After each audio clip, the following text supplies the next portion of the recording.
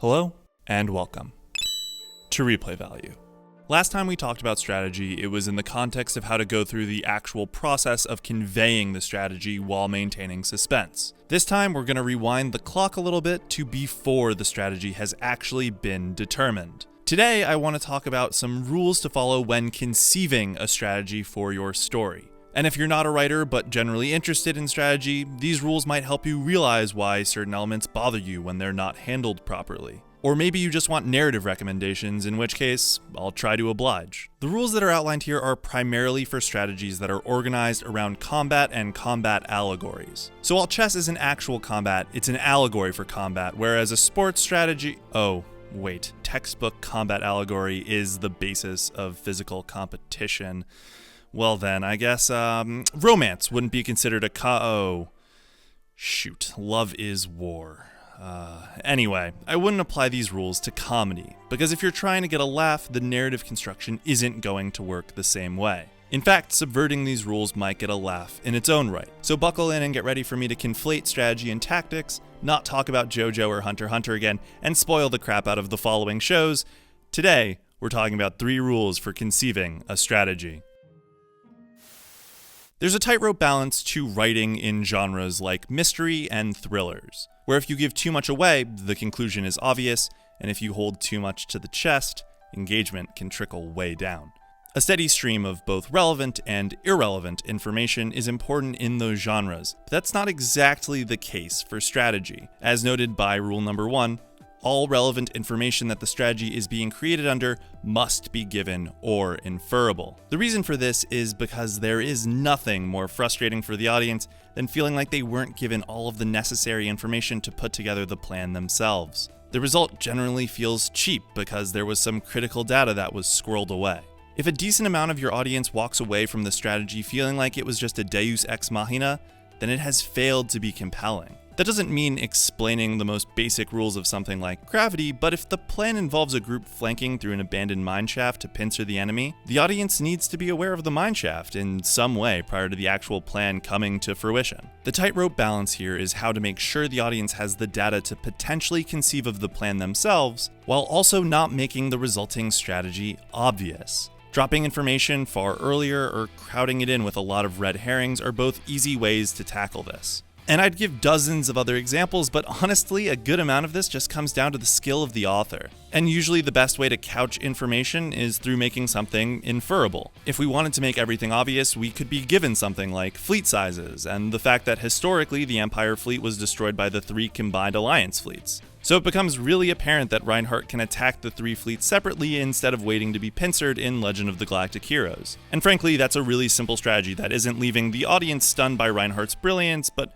more so the opponent's incompetence, and sets up this theme of learning from history. However, when we're left to infer something that is critical to the plan, the odds of walking away thinking the strategist is wicked smart is way higher. And that's certainly how I finished Code Geass. Man, after 60-ish videos, I'm actually talking about this one. I love Code Geass, and one of the best examples of being left to infer something comes from Season 1's 16th episode, Nunnally Held Hostage. Code Geass follows the story of Lelouch, a genius who has gained an ability called the Power of Kings, allowing him to force anyone who he makes eye contact with to follow a single command with no memory of the intervening time. Episode 16 sees him match up against Mao, a man who has the ability to read the minds of anyone around him, when he kidnaps Nunnally, Lelouch's sister. Lelouch is joined by Suzaku, a childhood friend whose physical fitness would put Usain Bolt to shame, as they find Nunnally trapped underneath a bomb that to disarm safely would take more time than they've been allotted. With the knowledge that they are currently out of Mao's telepathic range and with time running out, Lelouch is forced to make a plan. What follows is the standard post-action explanation and definitely one of my favorite examples of it. Lelouch plays Mao in a chess game, the final board to determine whether Nunnally will be saved or killed. Since Mao's ability to read minds is a counter to Lelouch's strategic mind,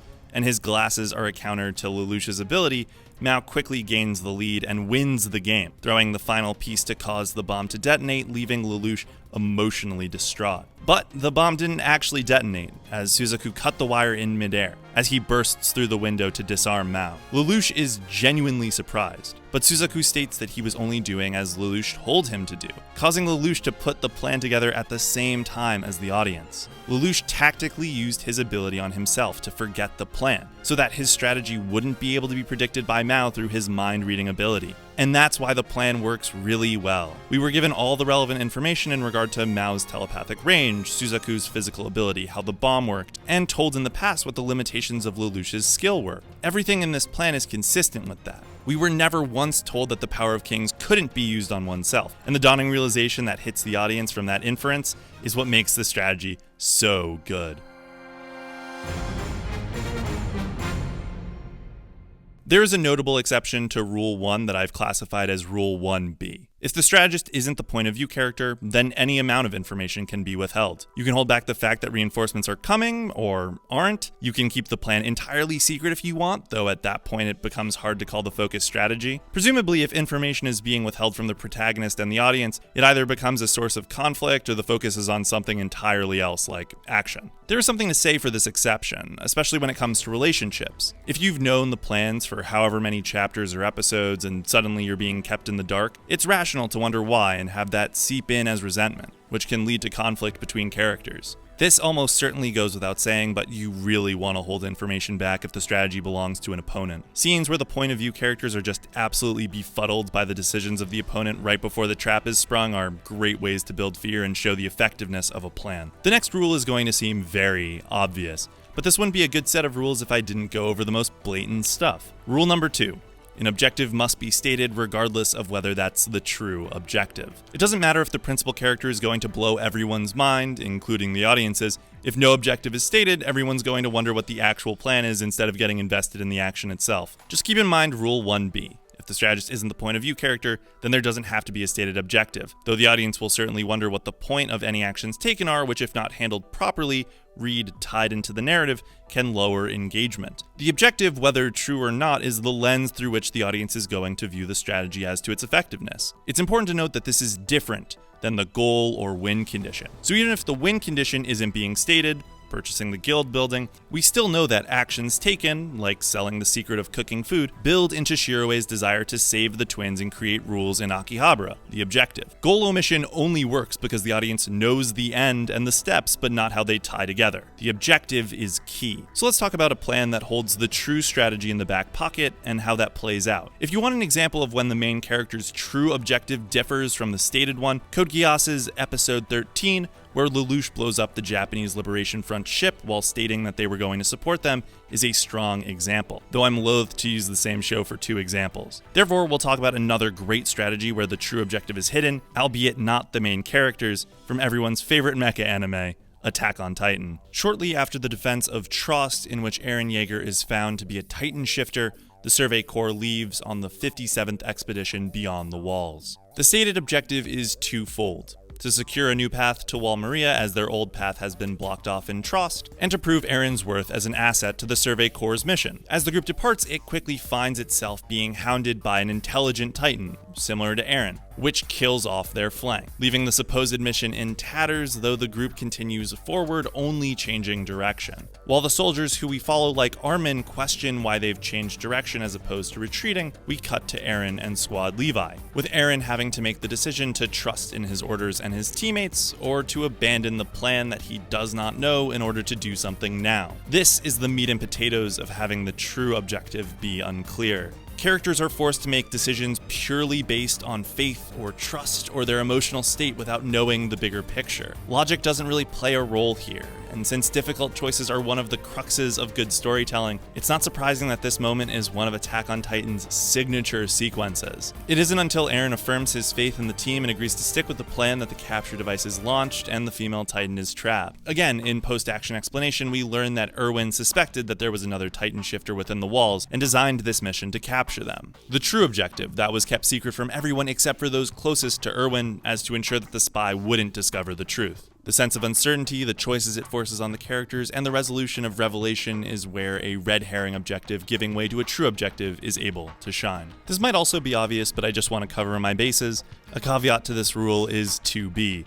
Motivations do not need to be stated or even match the stated objective. The reason why a character is doing a thing doesn't need to be consistent with the objective. Death Note is almost entirely predicated on this idea. The reasons why Light does something often are entirely in contrast to the task forced's objective. For an example where the audience is also kept in the dark, Steins Gate, while not a show I would classify under the strategy genre, has Moeka whose motivation for sending a D-mail is hidden until far later, and is directly in opposition with the Future Gadget Lab's objective. These things build conflict into the narrative along with things like plot questions and character development, which are all super valuable to any story. The final rule I'll be discussing today is probably the most overlooked when conceiving a strategy. Rule number 3. Luck needs to be acknowledged. The general idea behind any strategy is to limit factors like luck. If you were going to get lucky, you could just run at the problem head-on and win 100% of the time. Therefore, if a strategy fundamentally relies on luck, the strategist should make that clear. It can be as simple as, we need tomorrow to be a foggy day for this to work, or, although I've thought this through and logically this makes sense, it's luck whether this will come up our way or not. If that doesn't happen, it has the potential to feel really cheap,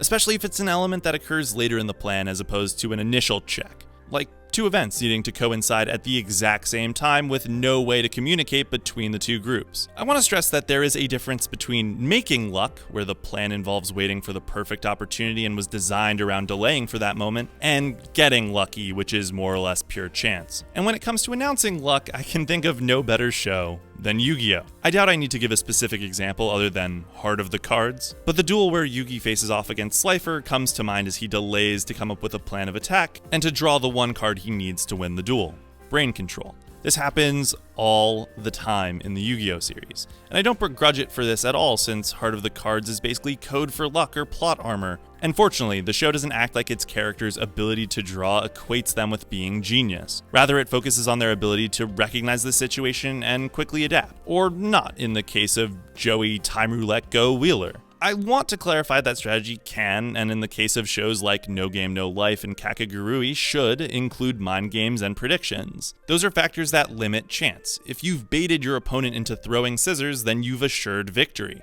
And even if you don't know that with 100% certainty, that prediction has at least increased the perceived odds from 33%. Listen, I'm not a fan of Kakegurui for a whole host of reasons, but the show is very clear when a gamble comes down to chance, like in the Life or Death game, which I think is the best gamble in the entire show by a significant margin. Yumiko, our gambling enthusiast of a lead, challenges one of the members of the student council, Yuriko, to the aforementioned game. The rules are simple. Players bet on where swords will land on the numbered board, with the additional element of a sword landing blade out or sheathed in, resulting in money counting for or against the bettor. Yumiko's strategy has been, for the first 2 episodes, to let herself lose in the first round to figure out how the game works and how her opponent is cheating, before winning by memorizing the pattern on the back of the cards or using process of elimination to determine what card to play. Nothing has changed here, as Yumiko uses the first round to figure out the game, before implementing her mind games through taunting and teasing to force Yuriko's hand, and to have her implement her cheating maneuver. The dealer has a magnetic piercing in her hand,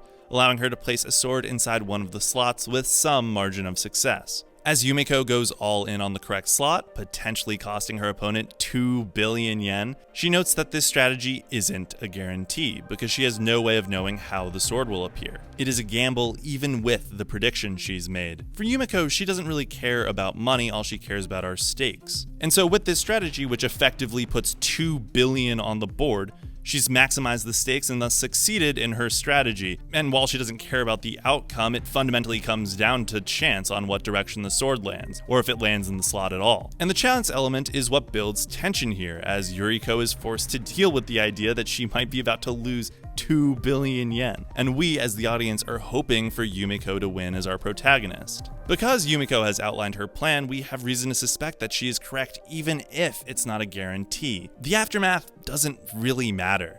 Maybe the student council president cheated to have the sword fall out, maybe she didn't. What matters is how the acknowledgement of luck is able to increase the suspense of the scene and make Yumiko seem like a genius simultaneously. About 3,000 words later, we've come out the other side. These rules, again, were designed around the focus character being the strategist and for combat and combat allegories. But let me know if my rules are too stringent or leave out an important element of strategy. Next time we talk about strategy, it might be breaking down a specific scene, like in Death Note, talking about strategy in video games like Fire Emblem, or hey, maybe I'll watch all of Hunter x Hunter and JoJo's and break down each fight under my categories from last time. Or not. Hope you enjoyed. Leave a like and comment with your thoughts, subscribe for more videos, and follow me on Twitter for my live analyses and future projects. Link in the description. We'll be back real soon with another video, but until then, thanks for watching.